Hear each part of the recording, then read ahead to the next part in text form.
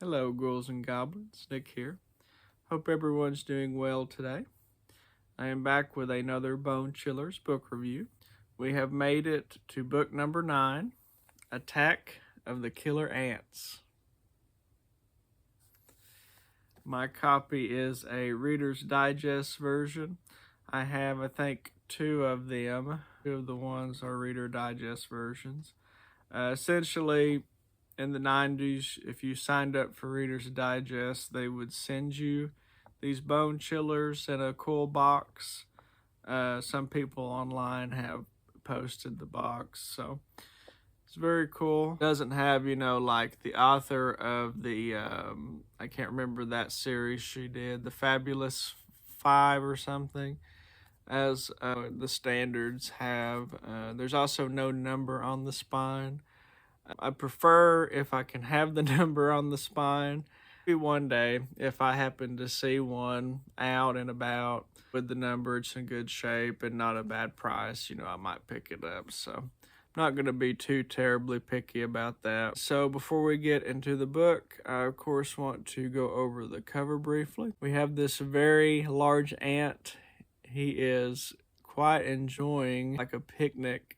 There's a bunch of hot dogs, some soda. It's got some mustard and ketchup. Notice the ketchup being poured on the hot dog. Kind of reminds you of blood. But no, it's just very silly cover. I will say I love how he has the arms of the ant in different positions. That is very interesting, I think. How they work anatomically. That is very impressive. I of course love the details on it, like on the elbows there with the spikes. So I know a lot of people kind of give this cover of Tim's a hard time, but I do quite like it for its goofiness and just the amount of detail he puts into these is incredible. So very fun kind of cover. Of course, too, the pincers, and you have some of the spittle there dripping to help try to make it more creepy, but definitely on the more silly side. So. But yeah, it's love the colors there, the red and the green contrast. We've got the yellow neon. Yep, so that's the cover, and we'll go ahead and talk about the book a little bit. All right, going into the book now, I'll go ahead and start with the blurb on the back here to kind of give us an idea of how this book is. Don't forget your bug spray. The school picnic is crawling with ants, creeping, climbing, biting ants. So Ryan and Alex step on them and drown them.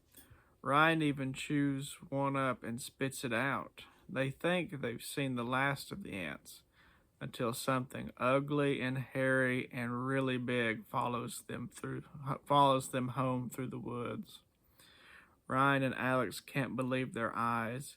A giant ant wants to drag them back to its monster anthill and make them slaves. Soon they'll know what it feels like to be stepped on and squashed. So creepy, you'll have ants in your pants. The gist of this book is kids be mean to ants, ants be mean to them. Starting off in the book, we have this picnic scene, and it's Ryan and Alex's last day of school before they go to middle school the next year. Raymond is Ryan's brother and younger brother, and Raymond is a big bug enthusiast, loves all kinds of bugs. There are some ants around the picnic that have come into view to get some of the food as it goes. And Raymond, of course, is just mesmerized by these ants. He's watching them. He even has a sandwich he takes out of his bag. He places it on the picnic towel, and they just start gobbling it up. And so Ryan and Alex, they love messing with Raymond. So he goes and he starts stepping on them. Alex joins in. They rip the legs off of them, and then there's like a little puddle of water or no, I think it's soda. They pour some soda out, and then they put the ants in the soda to drown. So so very mean. And of course Raymond is freaking out at this. Why would you do that? He knows a lot of facts about ants, and he even has his own little ant farm at home. He runs, gets the teacher. The teacher comes back.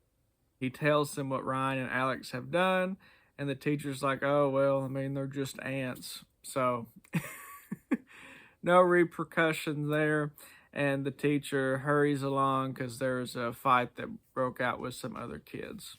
So anyway, Raymond's upset, as you would be, with your brother and his friend being very mean to you. It's to leave and runs home. But Ryan and Alex, they follow to catch up with him because they don't want to get in trouble for Raymond getting lost and stuff like that.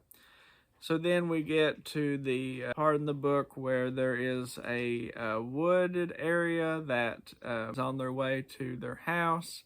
Raymond likes to go in these woods and watch the insects and different bugs and creatures. This is where Ryan thinks that he's went. At the end of the first chapter, Ryan makes the comment that supposedly in the past, from what he's heard from other kids, that kids have gotten lost in the woods and have never been able to make it back to the road. So, ooh, whether that's giant ant related or not, we never know. But that's an interesting thought. Could it be because of giant ants? So essentially they go into the woods to look for Raymond. This is where they think he's at. All of a sudden, they are ambushed by a giant 6-foot-tall ant. Just, hey, I'm a giant ant. I think a couple of them, they pick up Ryan and Alex, and then they whisk them away to a mysterious part of the woods they didn't really know about before, having lived in this area. And the ants take them into a giant anthill, which, according to the book, the equivalent to like a 2-story building. Alex drops first down, the ant drops him down, and Ryan goes second. For the rest of this book, they are trapped in this giant anthill. They're going through the different rooms, the maze-like environment, in this place for an undisclosed amount of time. At the end of the book, you get the impression that the parents were not so worried that they send out search teams, that they were just concerned that they were late coming home. So they were probably in here for a while, but thing to think about, because while they're in here, they're not sure if they've been in here for days or weeks, and of course they're hungry. So while they're down here, a lot of being found by the ants, being picked up by the ants, by their antenna, their arms, whatever. They're just kind of thrown about. Now, they don't eat them right away, which in real life, if you were ambushed by a giant ant, they would probably eat you right then and there. So, which is one of the more comical parts of this book for me, because of course we have to keep the story going. But so there is the ants, and there's one ant in particular, not counting the queen ant, that is more distinct than the others. It's an older ant. Give it the nickname Jaws. It has a chip in its features, and its main job is to kind of look after these kids. And at one point in the book, one of my favorite parts is that they think that it's going to finally eat them, this older grown ant. But it comes in and it spits out rats, dead frogs, dead birds in front of them. And it describes it as like popping from its mouth like an ice cream sundae, which is really gross. There are some seeds and stuff too that the boys eventually have to eat out of desperation. And then like the cherry on top is a robin's egg. So this ant spits them out so they can eat. And essentially, the ants, I don't know, I guess kill the boys or keep them as their slave. But anyway, the ant Jaws expects them to work and contribute to the colony, basically. At some point, they do get pinned down by the ants, and they're like grabbing on their arms and legs, similar to how the boys did in the beginning with the smaller ants ripping their legs off. But it says in the book they're not strong enough to rip their limbs off. Hurts really bad, but honestly, real life, the ants could rip their limbs off very easily. I don't know if there's this old show called The Most Extreme. I think it was The Most Extreme. Anyway, one of those shows like that would come on Animal Planet. It would be like this bug versus this bug, and 9 times out of 10, if it comes to an army of ants against anything, whether it be a giant spider, even whatever, the ants would almost certainly win and have that bug ripped up. It's because of how strong they are and how great they are in numbers, of course. So they wouldn't have had a problem in real life, but again, got to keep the boys alive to keep the story going. And then eventually there's like a little pond of water that has formed at the bottom of the colony, and they just throw the boys in there to drown them, similar to how they drowned the other smaller ants. So not really sure how the smaller ants communicated with the big ones, but apparently these big ants knew about it, or maybe that was just them torturing the boys and what they thought was fun. I don't know. It's you get what you deserve kind of thing, which is kind of the whole gist of this book. But there's some other creepy scenes too, like at one point they're in the room with some eggs, and they're like feeling on the eggs, and they're real leathery, and they can kind of feel the baby ants in there. At some point try to make a diversion to escape this portion of the colony, this room, and the egg breaks on them and goo gets all over them. Then they're trapped in this room because the 2 guard ants there, they're essentially making them, hey, you need to clean these eggs. And so the ants are not having it, and then Ryan's like, okay, we've got to do something. And so they start spitting on the eggs, the boys, and start cleaning them and rubbing them, and that satisfies the ants for a little while. The ants have enslaved them, and they have to contribute to the colony, similar to the older ant, the Jaws ant, was sort of telling them and trying to communicate with them. So yeah, there's some gross parts like that kind of get the ick factor going. I mean, really, it depends on how you feel about bugs and ants specifically. And ants, especially after watching those shows as a kid, they can be pretty dangerous, and they're no joke. Can't tell you how many times I went outside as a kid and played in the ant hills and gotten bitten. But eventually they some hope. They almost get caught by Jaws. The ants can't see them. They can only feel them and hear them make movement. But eventually they get away from him. Ryan finds a rock. He's more of the brave one in this. Alex is more scared and just kind of like cowers with fear several times, and Ryan has to come and save him and push him forward into surviving. Eventually he finds some foliage and he makes like a tomahawk, and Ryan's decided, well, we have to go and kill the queen and overwhelm the hive. We can try and escape all we want, but this is our best bet, because if we can get them overwhelmed, we can escape. Eventually they make it lower down to the hive, or the colony, and then we encounter the queen ant. At this point, they're surrounded by the other drones, and Jaws is there, and they found them, and they can sense that there is danger. Since Ryan has the tomahawk now, to threaten to kill the queen. But then he comes to the realization that, oh, well, if I kill the queen, then they're gonna gang up on us and get us now. So we need to take the queen hostage. So they are pushing the queen out, and the ants just kind of step aside because, hey, don't hurt our queen. They're almost to the top, and some like foliage and wrap her up, help, drag her along up. And so they're almost to the very top, and lo and behold, there's Raymond staring down at them.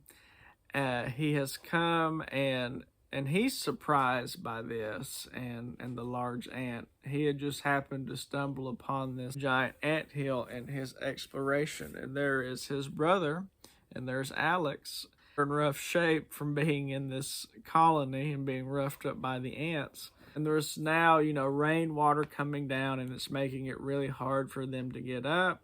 But eventually the ants and Jaws, the older ant, grab Ryan and they grab Alex, and now they've even grabbed Raymond. And now they're dragging them back down into the colony to be their slaves.